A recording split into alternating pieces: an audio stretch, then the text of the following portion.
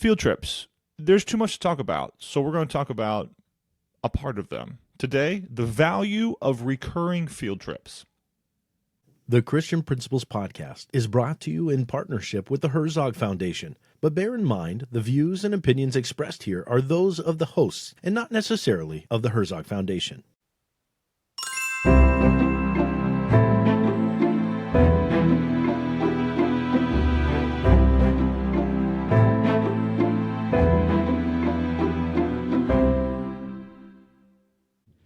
Welcome back to the Christian Principles Podcast.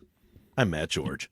You sounded extra like, welcome back today, folks. I'm getting down to the lower register today. It's okay because we're in the morning. That's good.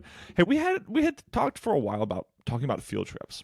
We had spoken in planning meetings and sessions and times spent, kicking it around. We're talking about field trips.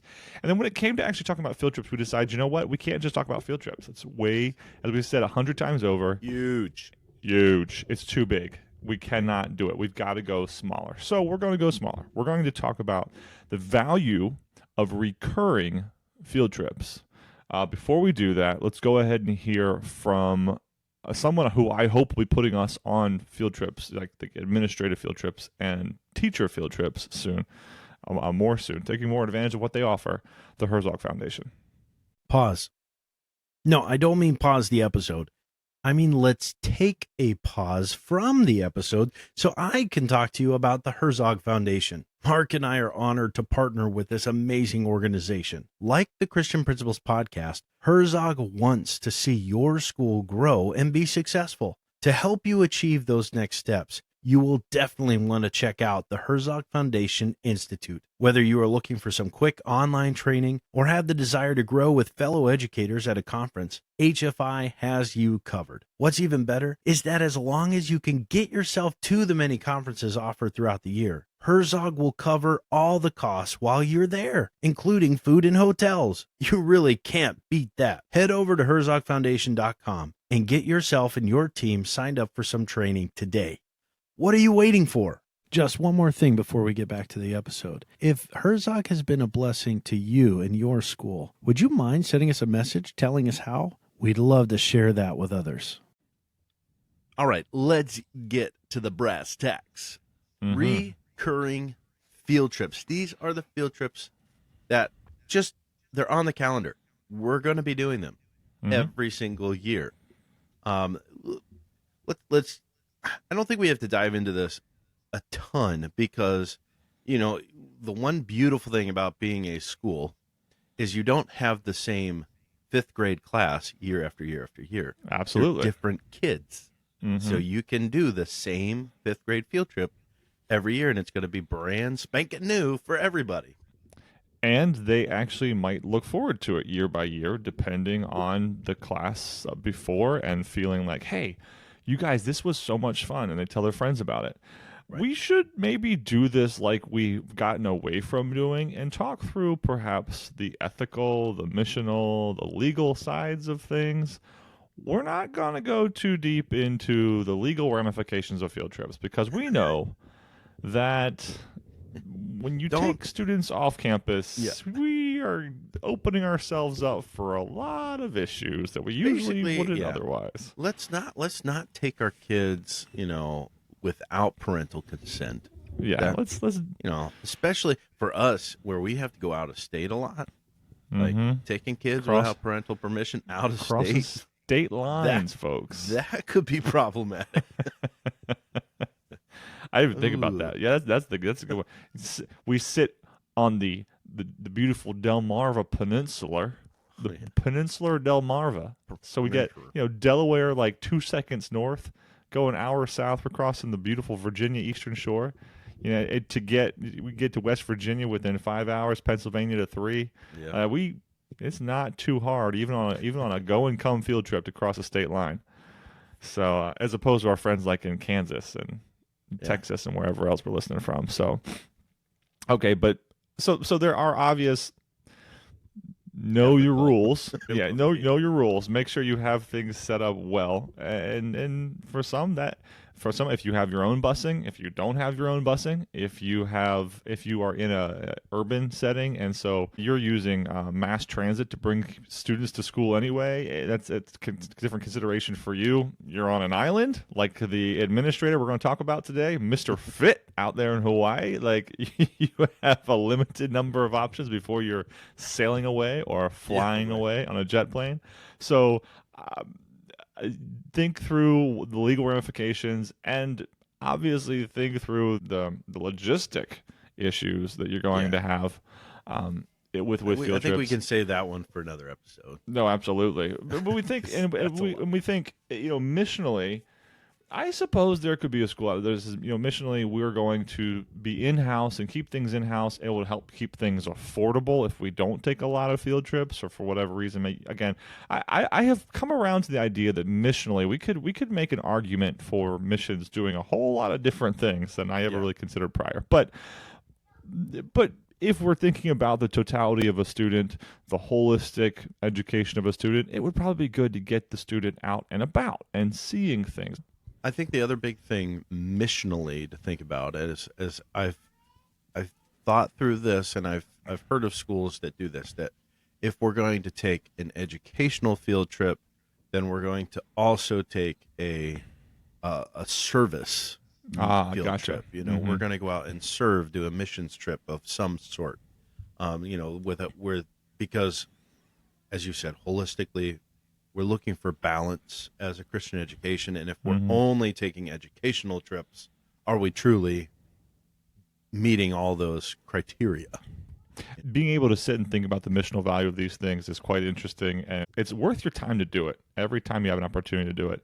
But to further focus on what we're talking about today, the value of recurring trips, I don't see a tremendous difference between the missional review of inconsistent field trips and consistent field trips, other than to say, if there is something in your mission or one of the founding documents, like your philosophy of education, or when I see a senior who graduates from Zockoll Christian Academy, that senior will have gone to our nation's capital, our state's capital. They will have seen the Liberty Bell, and they would have seen the Statue of Liberty, all before they graduate. Like, okay, well, that would then absolutely be part of I gotta write it in the curriculum. They're gonna do it every year. I know you came from a school where you had a very consistent. Was it the senior trip was extremely consistent with where senior you trip, went? Junior class trip, and even a sophomore trip. Yeah, there you go. Absolutely. So I mean, in those, whether are your class trips considered field trips? I suppose for the value of today's conversation, when I think of recurring field trips, I often think of our younger students. I can't tell you how many times I have seen the pumpkin patch field trip permission slips come through. So many falls in a row as an administrator. I really feel bad for administrators that don't have pumpkin patches near them in the fall. What do you do? Because that is a given for the little ones, I've seen some older ones go too, even above middle school. I do get that. I get that asked to me almost every year, Mr. George. Yeah. How come just the preschool and the kindergartners get to? I want to go to a pumpkin patch. I'm like, listen, I know you're a senior and it was a long time ago, but you did go. Yeah.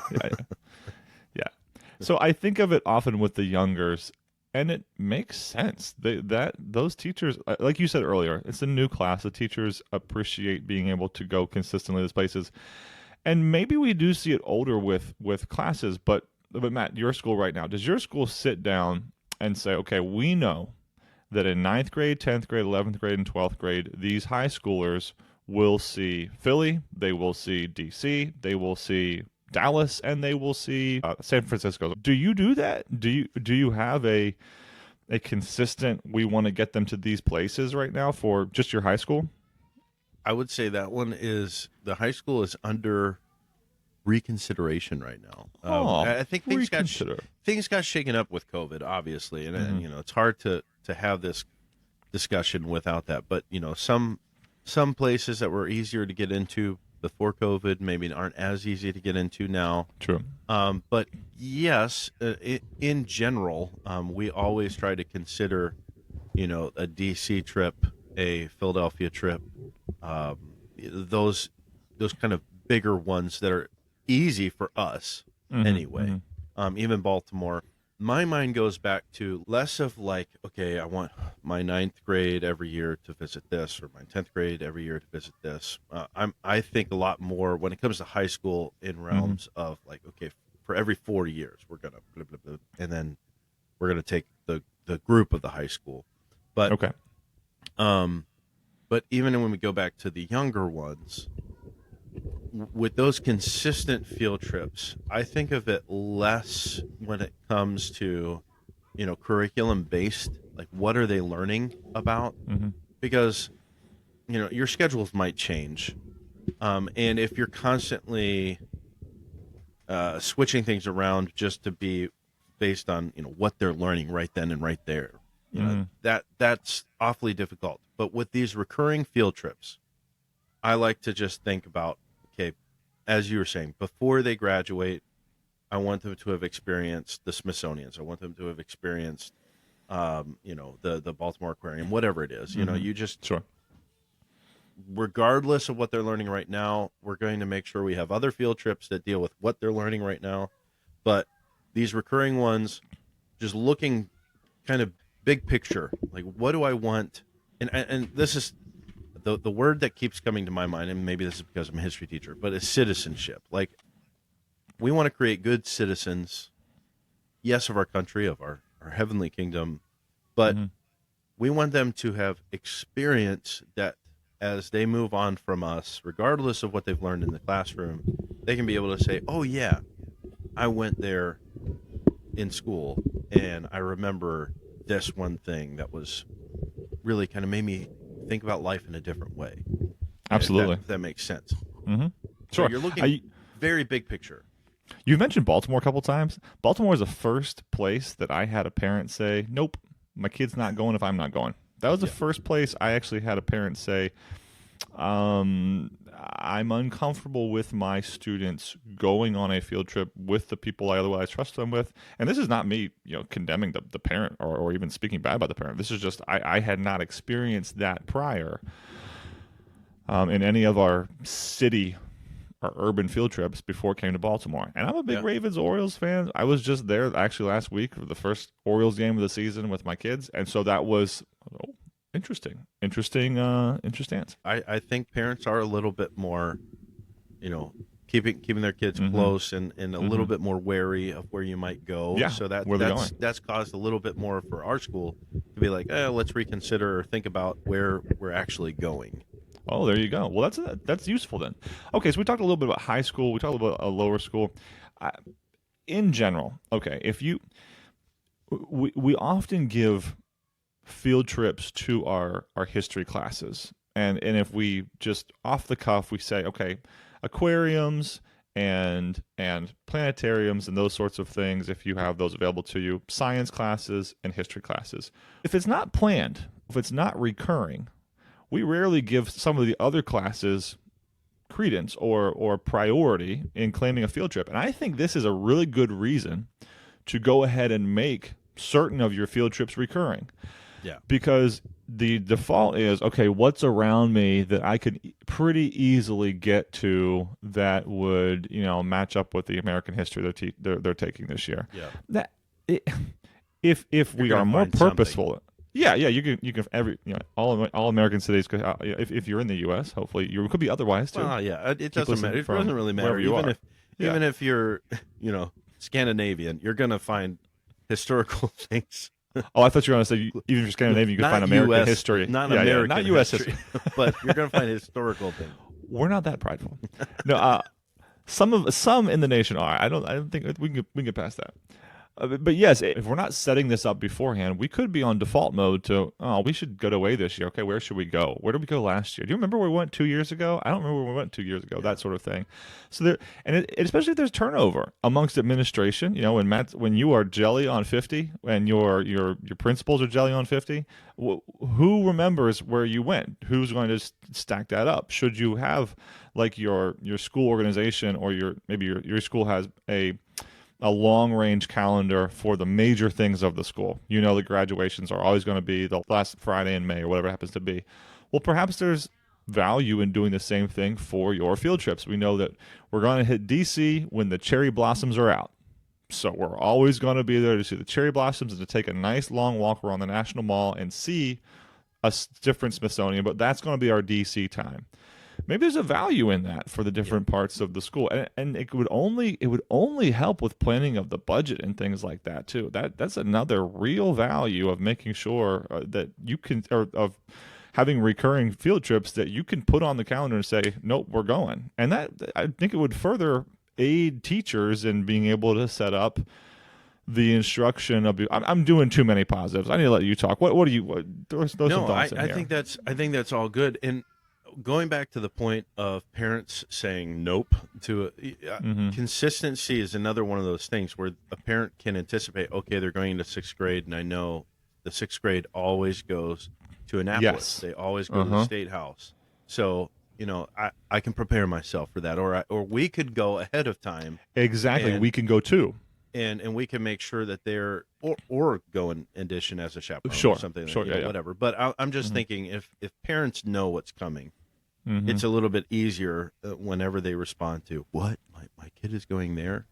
I know this isn't a field trip, but even like our fine arts competitions, we send our high school, secondary, and we send our elementary, and every year the elementary parents are like, "What?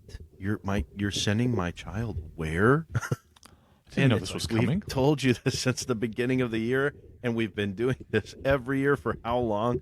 And you still have those parents that will do that. So, that to be able to, but I'm going back to that point, to be able to say, yes, this is a trip we take every year. We do this every year. We have not lost a student since 2005. So that's exciting. It's also easy then to stack up the logistics of the trip. You just pull off last year's, brush off the cost, make sure you update like gas costs, the parking costs. But especially if you don't have that turnover and you have consistent either chaperones or teachers that are going, there's also hey, I know that the van will fit in this parking garage. Yes. I hear you have recent issues with that. We're not going to talk about that. but yes, that. But see, the more you do a trip, the more you learn those little tricks of like, oh, there is this off-the-wall parking lot that always has spaces available. It's always cheap. It's easy in, easy out. We can miss traffic.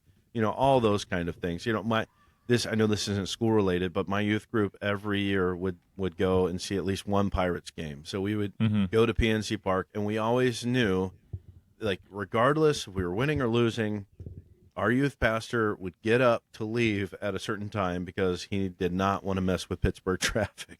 Yeah. We just knew that was going to be the thing. You mentioned PNC Park. PNC Park is the only park I would give any thought to being perhaps a little bit prettier than Camden Yards in Baltimore. It would be the only one. And I say that very grudgingly as my daughter's named Camden. But PNC Park is gorgeous from the right place. I think of Camden as a historical park. Three Rivers, Three Rivers would have been that, but that's no longer in existence. Yeah. But PNC, Rest in peace. Beautiful. Yeah, beautiful park. Especially fireworks night. I don't like fireworks. I could leave them. I don't like the loud bang noises. Those are not my fun. Nah. But but speaking about that, and I just went to a game recently. I have gone now many times to that Camden Yards facility, but just when you get off of 695, there's a couple of entrances you can make to the stadium. And, I say entrances like 10 minutes out. You can make a couple different exits off of the highway to approach it from different sides. I made the mistake this time of forgetting that when I was just throwing out my Google Maps to just get a roundabout time as to I can expect to be there for planning, I put in Camden Yards specifically, not the parking lot I was going to. Whoop. So this time I messed up. And even something as simple as that, remembering that next time for the driver, for the teacher, whoever is going, huge deal. And again, if you are making these trips consistently, there's a higher chance of you're going to overcome some of those small problems. And you're going to write up a list that you can go back to every year for new chaperones and say, remember not to do this, don't do this, don't do this. And they'll still do something wrong, but they won't do all 5 things wrong on your list. All of them. They'll mess up because something else will be new. When I think of the value of recurring field trips, I do also think about the value of students getting excited about them. Yeah. Students when they're done well, especially if you find a few sweet spots in whatever it is that is your makeup of scheduling field trips, if the students go and they're excited and they come back excited, the students behind them will come back and be ready. Well, the students behind them will hear about it and they will be excited. And that's so valuable for everybody that goes. That's so valuable for everybody that goes. I shared this back on our senior trip episode about how our seniors always dreaded going to the wilds. And just it was like this mandatory thing. You can't be a good senior without complaining about having to go to the wilds. And then every year they come back and they're just like, that was the best part. We didn't have to do anything else other than that. That excitement that's building up. But since this is so fresh on my mind as I got back very late last night because we took our 9th to 12th grade up to see the Philadelphia Orchestra. To the orchestra. Hope you had a wonderful time. Mark, you and my mutual brother-in-law and myself, we have been talking and looking at tickets and what the orchestra is playing for years because we love it and we want to be able to share that with their students and yet finding that one thing that no matter what happens they're going to come away excited it's been really hard to pull the trigger on that one. And you get into the thinking like they'll do like play along with provide the music for the movie The Lord of the Rings and we're like of course kids are going to love that. Sure. Or they're doing some Disney thing but is that really experiencing the orchestra? And so we finally found one and again we're like okay we're going to ask the kids to dress up. We're like, this could go really bad. Because we're doing all those things that kids typically don't get excited about. But as soon as we got there, we had so many people coming up to us and be like, wow, what group are you? Like, what are you doing? Like people were responding to our kids as if they were like celebrities. And I think the kids noticed that and they're like, oh, okay. And then listening to the music, I mean, I was sitting, we had two different sections. We didn't do this on purpose, but we had all the guys in one section, all the girls in another section. We actually gave them a choice, and that's what they wanted to do. But I'm just watching the guys, and, you tend to think maybe guys won't be as much into classical music, but they were just glued. And, at the very end, everybody was up with the standing ovation, and they were just like, that was incredible. How do they do that? That was amazing. That's awesome. So that I'm pretty sure like that kind of a trip is going to be one they're excited about. They're going to be talking about for a while. That's not awesome. That we'll go to the orchestra every time, but when we do a trip for the fine arts side of cultural development, I feel like future classes are going to be a bit more open to it because of that experience. Once again, we started the conversation there, but you mentioned that we're giving a different content area the priority in this field trip, and that is something you can't really overstate. Again, when you think of field trips, we think of science, we think of history, but there are so many other ways, and really ways that we should be offering throughout the time that they go out, the value to other content areas for the students who would love to see that. I mean, even just going through a city, like there were a couple experiences, just even walking back to the car, where they're looking at people who are living a very different life to what they're used to.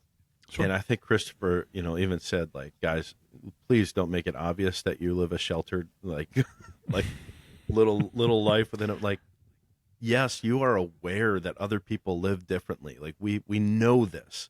Just because you're seeing it for maybe the first time, don't make it so obvious that this is the first time you're seeing it. But even that experience is good to be processing and thinking and talking through. And how are you going to respond when you are, out and rub shoulders with somebody who literally thinks completely opposite to the way you think?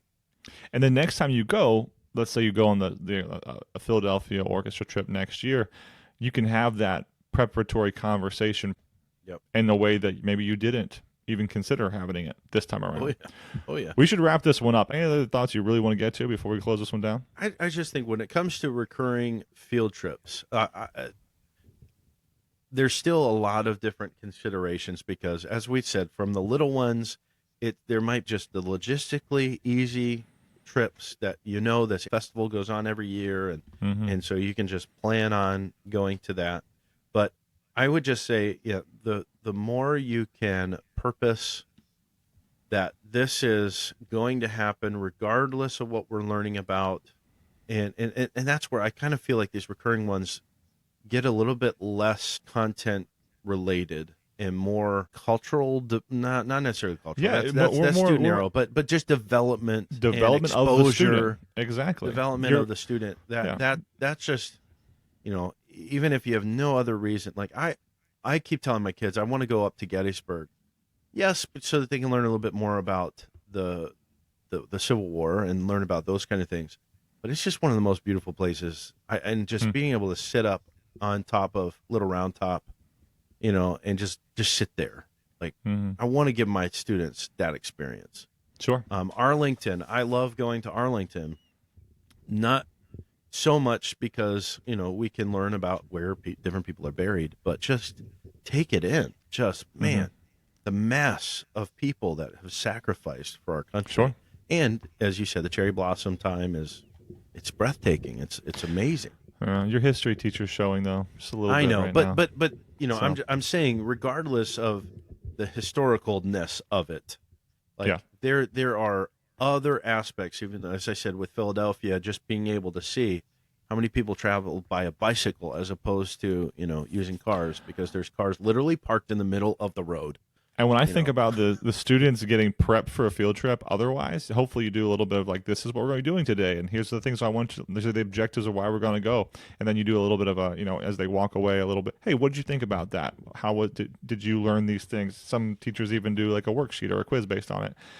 There's as much value in doing that with the students who are able to think through it about the social situation that they're walking into, the people, as you've been saying, the people, the context of just the living, the culture, the atmosphere of the people living there, as there is in what they're seeing. This has been great, and we don't want to say that there's no value in the new ones each year, but this one's been focused on recurring. In fact, I think we're gonna, when we get to that one, I would say there's almost equal value in saying, hey, we're talking about this, and here's something that's going on right now that's unique, and it doesn't happen every time.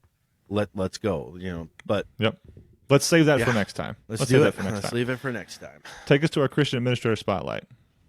Well, we've already alluded to our Administrator Spotlight for this episode because Mark and I got an email from this individual. Jimmy Fitt is the principal. Jimmy Fitt. It's a great name. That is a great name. But he's the principal at Doris Todd Christian Academy. They're in Maui. Yeah, and there's an upper school there, which is the Maui Christian Academy. So I think they've recently undergone a little bit of a not a name change totality, but they've added the high school, whatever it was. If you go to the website, you'll see both. And Jimmy's listed as a principal. So I was on the phone with Jimmy, talking to him about something else, and it's something brought up being a Christian school administrator. I said, well, you got to listen to Christian Principals podcast. And Jimmy, he was the first one. Jimmy said, "You're the Mark from the Christian Principals podcast." And listen, I was humbled. I truly was. Just thank you, Lord, that this has already been what it is, and that here is this affirmation of somebody recognizing me in the wild, so to speak, for the podcast, and that we have been able, and I don't want to read the whole email here because I'll make everybody cry, but Jimmy, thank you so much for listening, and then for encouraging us with that email that noted to us that you, yes, obviously, you live on an island, but in so much that there are so few Christian schools where you are to interact with and to build off of, you've been able to find community and peers here. That was humbling, and it was further affirmation from God that we are. Yeah, it was encouraging. Oh, absolutely. Yeah. And I was in my email back to him again, all but crying as I was emailing him back, saying, "Thank you for reaching out to us. This has been so encouraging to have you reach out and say, "Hey, I heard you, and it's valuable." So, Jimmy, Matt's gonna pray for you, and then we're gonna make sure you get that Duncan. Are there Duncan? I have to ask Jimmy if there's a Duncan where he is. I'm guessing there are. Yeah, Duncan's everywhere, right? Positive. So, Jimmy, we're gonna send you a Duncan gift card for being our Christian Administrator Spotlight, and maybe even have you on sometime to tell us about what it's like being a Christian school administrator in Hawaii. Matt, go ahead. Yeah. Father, we thank you for Jimmy. We thank you for his dedication to being a leader there and following in and what I understand some amazing footsteps of individuals who see the need for Christian education there in Maui. And I thank you for his desire to partner with other administrators and to receive encouragement. And Lord, even in his efforts to find that, just what a blessing he's been by encouraging us as a listener. And I thank you so much for what he and his team there are doing. And I just pray that you would continue to uplift, encourage, and may he find even other fellow laborers that can link arms and make that school stronger. But Lord, we as a church, as a nation, can continue to see Christian education growing and prospering, all for your honor and glory. Thank you again in Jesus' name. Amen. Amen. All right. Thank you all for listening so much. Matt, anything you want to close us out with? I mean, enjoy those field trips, and hopefully you got one of those where you can just ride along and enjoy the show as well. Because yes, the trips are for the kids, but sometimes we get to enjoy them too. Thanks for growing with us today.